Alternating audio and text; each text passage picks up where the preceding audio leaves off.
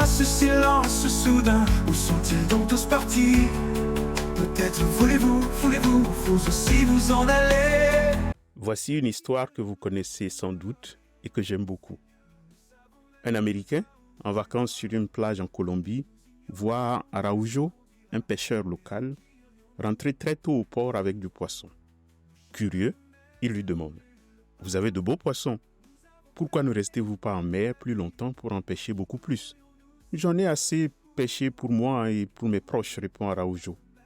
Mais que faites-vous le reste du temps ? Je fais la grasse matinée, je joue avec mes enfants, je fais la sieste avec ma femme et passe mes soirées avec mes amis, on joue à la guitare et on chante, dit Araujo. L'Américain, intrigué, propose alors à Araujo « Je suis diplômé de Harvard et je peux vous aider. Si vous pêchez plus longtemps chaque jour, vous pourrez acheter un plus gros bateau, ensuite plusieurs bateaux et même une flotte. Vous pourriez vendre directement aux usines, voire ouvrir votre propre usine. Puis vous partirez de votre village pour vivre à New York ou à Los Angeles et de là, gérer tout votre empire. Et cela prendrait combien de temps ? Demanda Araujo. 15 à 20 ans. Et après ? Vous pourriez vendre votre société, devenir multimillionnaire et prendre votre retraite. Et après ? Demanda le pêcheur.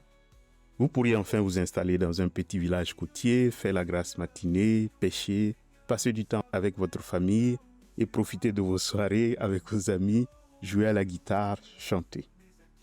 Cette histoire pose la question que soulève l'évangile de ce dimanche. Quel est le but de la vie ? Le pain, avoir le ventre gros et gras, ou la parole qui rassemble les hommes, leur fait communier et leur fait jouer de la guitare et chanter ensemble ? Mais d'abord, avant de revenir à cette question, voici l'évangile. En ce temps-là, Jésus avait donné un enseignement dans la synagogue de Capharnaüm. Beaucoup de ses disciples, qui avaient entendu, déclarèrent « Cette parole est rude. Qui peut l'entendre ?» Jésus savait en lui-même que ses disciples récriminaient à son sujet. Il leur dit « Cela vous scandalise ? Et quand vous verrez le Fils de l'homme monter là où il était auparavant, c'est l'Esprit qui fait vivre. La chair n'est capable de rien. Les paroles que je vous ai dites sont esprit et elles sont vie. Mais il y en a parmi vous qui ne croient pas. » Jésus savait en effet depuis le commencement quels étaient ceux qui ne croyaient pas et qui était celui qui le livrerait.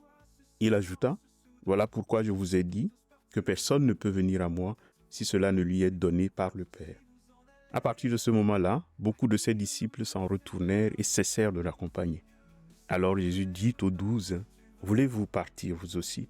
Simon-Pierre lui répondit, « Seigneur, à qui irions-nous ?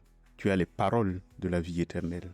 Quant à nous, nous croyons et nous savons que tu es le Saint de Dieu. » Il faut d'abord remarquer que le 6e chapitre de l'évangile de Jean, que nous lisons depuis 5 semaines, s'achève ici de façon plutôt curieuse. De bout en bout, il parle du pain de vie, d'un pain qui serait la chair du Fils de l'homme. De bout en bout, le pain occupe le devant de la scène. Et pourtant, dans la conclusion qu'il donne de tout ce débat aujourd'hui, Pierre ne mentionne même plus le pain. Il ne dit pas à Jésus, « Nous restons parce que tu es ou tu as le pain de la vie éternelle », mais il dit plutôt, et c'est cela qui est curieux, parce que tu as les paroles. Il passe donc du pain à la parole, et ce glissement n'est pas anodin. Car un tel glissement vous fait évidemment ou probablement penser à la réplique du Christ à sa première tentation dans le désert. L'homme ne vit pas seulement de pain, mais de toute parole sortant de la bouche de Dieu. Pierre semble dire exactement la même chose dans l'évangile de ce dimanche. La foule avait excessivement focalisé son attention sur le pain. Elle avait été nourrie par sa multiplication, elle en voulait encore, puis elle voulait d'autres signes, puis elle voulait faire de Jésus ce roi qui saurait fournir du pain aussi facilement. Puis Jésus annonce un pain qui rassasie éternellement et elle s'écrie « Ah tiens, on veut ça ?» Puis lorsqu'elle apprend que ce pain sera sa chair, les embrouilles commencèrent. La foule a donc réagi comme si l'homme vivait seulement de pain et cela a conduit à sa chute et à sa dispersion. Et Pierre, au nom des 12, comprend ce que Jésus disait au diable sur la montagne. L'homme ne vit pas seulement de pain. Ce n'est pas à cause du pain que nous restons nous, mais à cause de tes paroles de vie éternelle. Selon beaucoup de commentateurs, les liens entre ce chapitre 6 et le récit des tentations au désert sont plus nombreux que celui-là. Je pourrais les évoquer une autre fois si ça vous intéresse, Mais pour aujourd'hui, arrêtons-nous à celui-ci et posons la question suivante. Quel est le sens de cette guerre, de ce conflit entre le pain et la parole? Derrière cette question se cache en effet une autre plus décisive. Quel est le but de la vie humaine? Le travail est-il le but de la vie pour gagner son pain, réussir dans la vie, se bourrer le ventre? Ou s'agit-il de construire du lien les uns avec les autres grâce au langage qui fait de nous autre chose que les abeilles laborieuses d'une ruche ou les fourmis industrieuses dans une fourmilière? Cette question vous paraîtra oiseuse si vous oubliez une chose. L'histoire de la Bible commence par la décision divine de libérer son peuple d'Égypte, de le libérer d'un empire où la religion du travail était si bien ancrée qu'on lui sacrifiait des milliers d'esclaves. D'ailleurs, dans ce chapitre 6 de l'Évangile de Jean, les nombreuses références au récit de l'Exode sont un autre des nombreux fils qui tissent ce merveilleux tissu. En effet, ce qui amena le peuple d'Israël en Égypte au départ, c'était le besoin du pain, un besoin si pressant qu'il finira par en faire un peuple esclave. Lorsque Dieu les libère, ce qu'il leur donnera, ce sont les tables de la parole.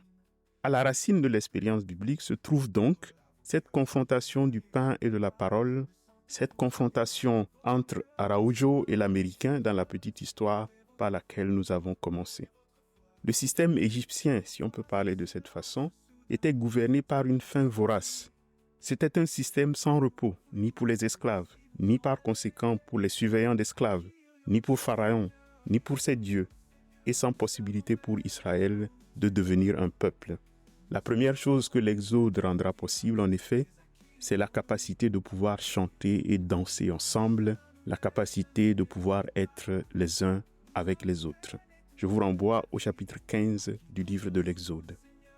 Comme le montre le parallèle entre l'histoire de l'Exode et celle de notre ami colombien Araujo, beaucoup de penseurs, de critiques se sont inquiétés du fait que nos sociétés modernes, à force de trop vouloir mettre le pain au centre de la vie, ont fini par perdre de vue l'essentiel, c'est-à-dire la parole, le langage, dont Pierre dit dans l'évangile d'aujourd'hui que c'est finalement l'essentiel. Je vous recommanderais, pour en citer un seul, ce beau petit livre, malheureusement non traduit, de Walter Brueggemann, Sabbat als Resistance, le sabbat comme résistance. Pour prendre un exemple trivial, parce que commun, le philosophe allemand Günther Anders critiquait la place de la télévision dans les années 1950 et disait ceci, je cite, « Alors que la table rendait la famille centripète, invitait ceux qui étaient assis autour d'elle à faire circuler la navette des préoccupations, des regards et des conversations pour continuer ainsi à tramer le tissu familial, l'écran, lui, oriente la famille d'une manière centrifuge. Maintenant, les membres de la famille ne sont plus assis les uns en face des autres, leurs chaises sont seulement juxtaposées face à l'écran. C'est seulement par mégarde qu'ils peuvent encore se voir, se regarder, c'est seulement par hasard qu'ils peuvent encore se parler. » Fin de citation. Il termine même par une phrase d'une résonance apocalyptique. L'objectif inconscient de leur projet commun, dit-il, c'est l'extinction de leur communauté. Mais remplacez dans son texte le mot télévision par le mot smartphone et vous verrez qu'il était visionnaire à sa façon. C'est un peu le destin de la foule dans ce chapitre 6 de Jean. Elle vient à Jésus comme une foule et malheureusement, elle repart comme une foule. Ce que Jésus lui offrait, c'était arriver comme une foule de repartir comme peuple, comme communauté. Pour cela, il fallait qu'elle poursuive pas seulement le pain, mais aussi les paroles.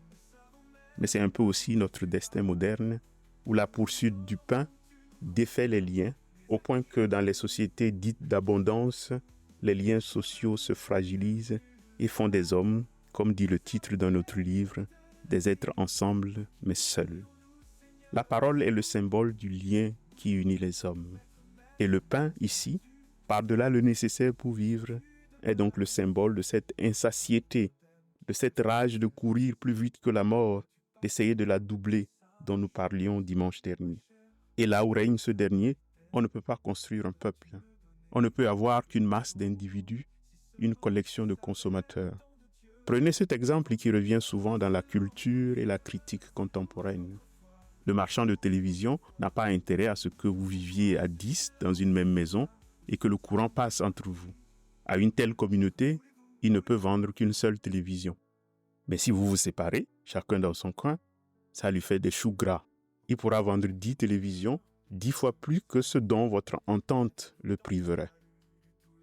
Pourtant, dès que chacun a sa télé chez lui, qu'il a pour ainsi dire assez de pain, qu'il a du temps devant lui, saura-t-il quoi faire de ce temps s'il n'y a personne à côté?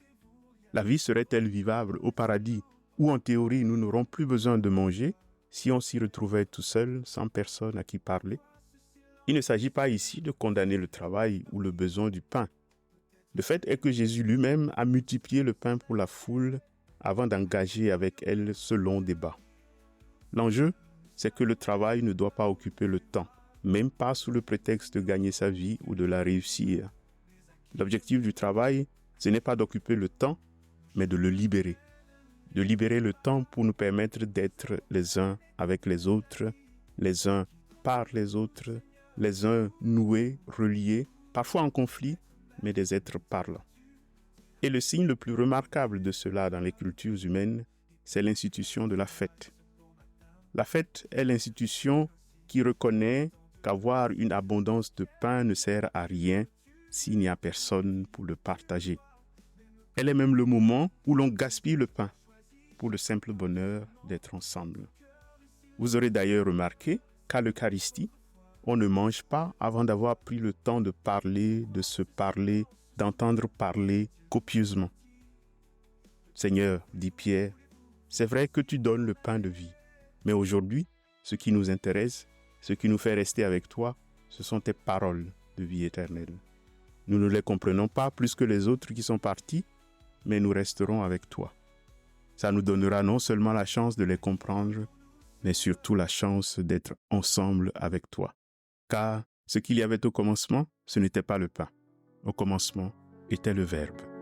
Pourquoi donc au cœur de peur, mes amis? N'avez-vous donc pas lu tous les Écritures? Va-t-on cueillir du raisin sur des épines? Mes œuvres devant vous, ma parole à vos cœurs. Ne voyez-vous donc pas, ne sentez-vous rien? Votre cœur est si lent, Où est votre foi? Où est votre foi? Et pourquoi ce silence soudain? Où sont-ils donc tous partis? Peut-être voulez-vous vous aussi vous en aller? À qui irions-nous, Seigneur? Nous ne savons même pas où tu vas. Nous ignorons où tu nous conduiras. Mais à qui irions-nous? Nos chemins nous mènent nulle part. Nous avons peiné toute la vie. À qui donc irions-nous, Seigneur? Maître, nous diras-tu où tu demeures? Et pourquoi pleures-tu, Marie, ce beau matin?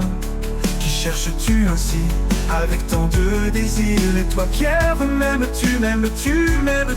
Philippe, tu me vois, mais me connais-tu bien? Ne vous ai-je pas choisi, chacun par son nom? Votre cœur est si lent. Où est votre foi? Où est votre foi?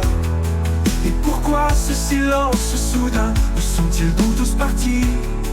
Peut-être voulez-vous vous aussi vous en aller?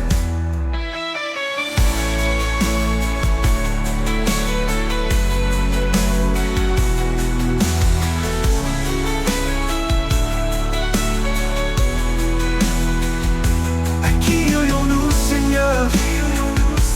Nous ne savons même pas où tu vas. Nous ignorons où tu nous conduiras. Mais à qui irions-nous? Nos chemins ne mènent nulle part. Nous avons peiné toute la vie. À qui donc irions-nous, Seigneur? Maître, nous diras-tu où tu demeures? Dormirez-vous ou verrez-vous avec moi? Je sais, la rumeur dit long à mon propos. Mais toi, qui dis-tu que je suis? Ta réponse vient de toi, d'autres te l'ont dit. Dis-moi, que veux-tu que je fasse pour toi? Votre cœur est si lent. Où est votre foi? Où est votre foi? Et Pourquoi ce silence soudain? Où sont-ils donc tous partis? Peut-être voulez-vous vous aussi vous en aller? À qui irions-nous, Seigneur? Nous ne savons même pas où tu vas. Nous ignorons où tu nous conduiras. Mais à qui irions-nous? Nos chemins ne mènent nulle part. Nous avons peiné toute la vie. À qui d'autre irions-nous, Seigneur? Maître, nous diras-tu où tu demeures?